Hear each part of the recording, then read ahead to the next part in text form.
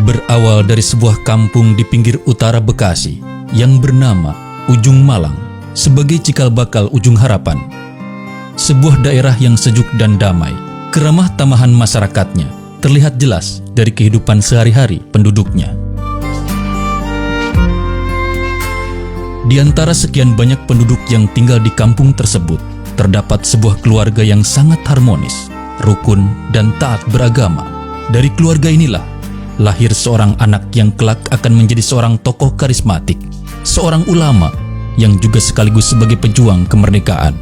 Nur Ali namanya, seorang anak yang memiliki tekad kuat untuk menciptakan kampung Ujung Malang menjadi kampung surga.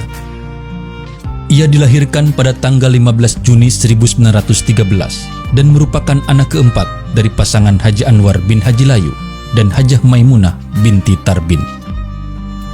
Nur Ali kecil, tumbuh dan berkembang layaknya anak-anak lain pada umumnya. Sejak kecil, ia sudah memiliki kelebihan-kelebihan dibanding anak-anak lain seusianya. Sejak kecil, ia sudah gemar belajar ilmu-ilmu agama. Dan pada usianya yang ketujuh, atau sekitar tahun 1921, ia belajar pada guru maksum di Ujung Malang sampai tahun 1923. Kemudian pada tahun 1923 sampai tahun 1929, ia belajar pada Kiai Haji Mugni. Dari Kiai Haji Mugni inilah ia mengenal Kiai Haji Ahmad Marzuki di daerah Cipinang, Jakarta Timur, dan belajar kepada beliau pada tahun 1929 sampai tahun 1933. Di tempat inilah Nur Ali mengenal sejumlah teman yang kelak menjadi ulama terkenal di bilangan Jabodetabek. Di antaranya adalah Abdullah Syafi'i, Abdurrahman Sodri, Mukhtar Tobroni, Hasbiallah, dan lain-lain. Bakat kepemimpinan Nur Ali memang sudah menonjol sejak kecil. Ia tak mau berada di belakang di saat bermain, sehingga dalam sebuah kesempatan, ia senantiasa menjadi pemimpin. Nur Ali muda sangat haus dengan ilmu pengetahuan, khususnya ilmu-ilmu agama. Merasa tak puas dengan pengetahuan yang dimilikinya, ia pun rela meninggalkan kedua orang tua dan kampung halamannya untuk melanjutkan pendidikan di Makkatul Mukarramah. Berguru kepada Syekh Muhammad Ali Al-Maliki, Syekh Umar Hamdan, dan Syekh Muhammad Amin Al-Qutbi pada tahun 1933. Selain itu, ia juga belajar kepada Syekh Abdul Jalil yang mengajarkan ilmu politik kepadanya, dan Syekh Ibnu Arabi yang mengajarkan hadis serta ulumul Quran.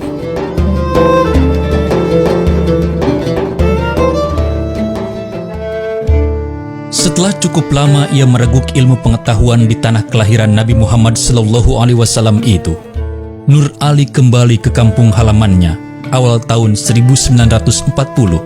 Kemudian ia membuka pengajian di masjid di samping rumahnya.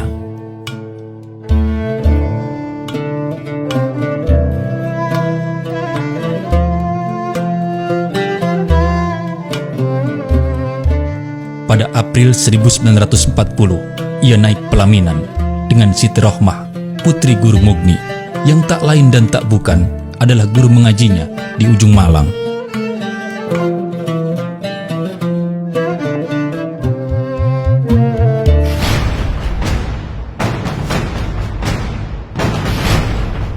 Tak lama kemudian, bala tentara Jepang masuk ke Indonesia.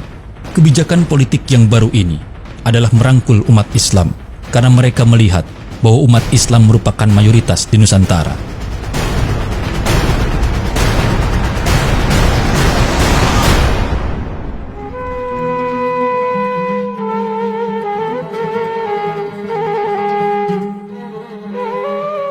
Kegiatan pesantren sempat terhenti waktu api revolusi berkobar.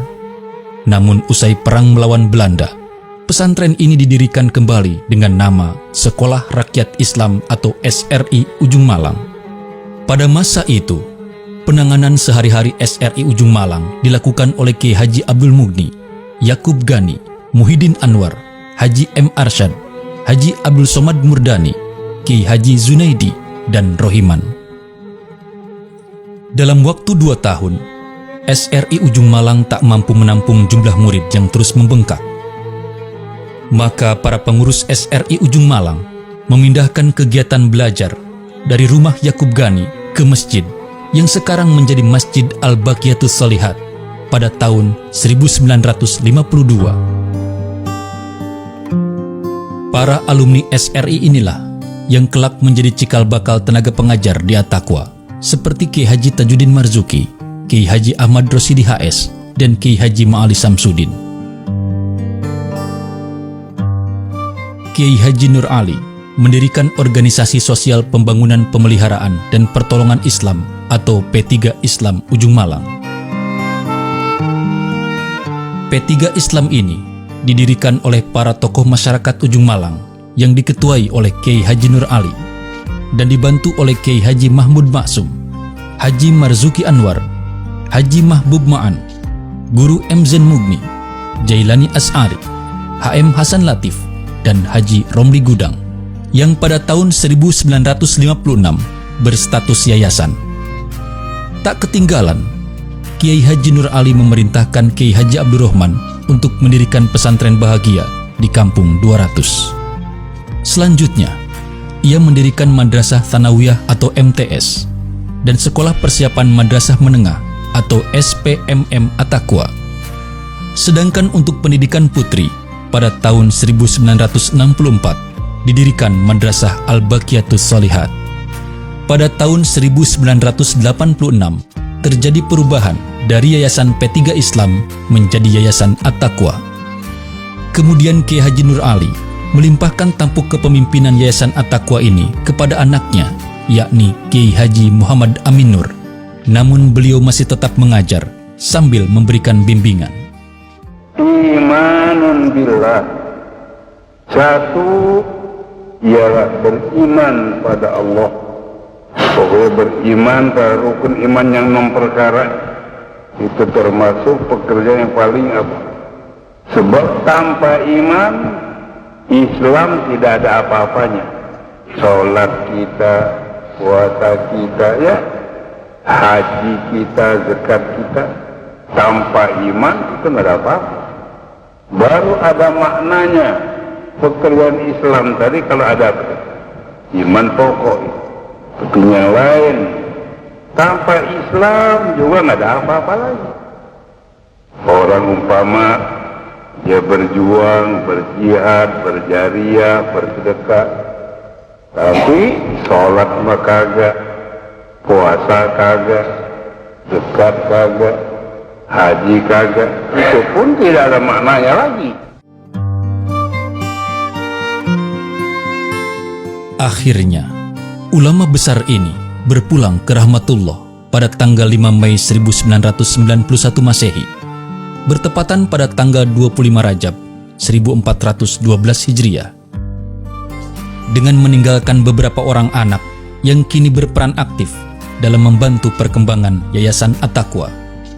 Mereka adalah almarhumah Hajah Faridah Nur, Hajah Solihah Nur BA, Kiai Haji Muhammad Amin Nur MA, Hajah Atikoh Nur MA, Hajah Ulfah Nur SAG, Kiai Haji Nurul Anwar LC, Hajah Wardah Nur LC, Hajah Aisyah Nur, Hajah Abidah Nur LC, dan Hajah Mahmudah Nur LC. Kini, sang singa Karawang Bekasi itu telah tiada. Namun perkampungan surga yang dibangunnya masih berdiri tegak di Kampung Ujung Harapan, Bahagia, Bekasi.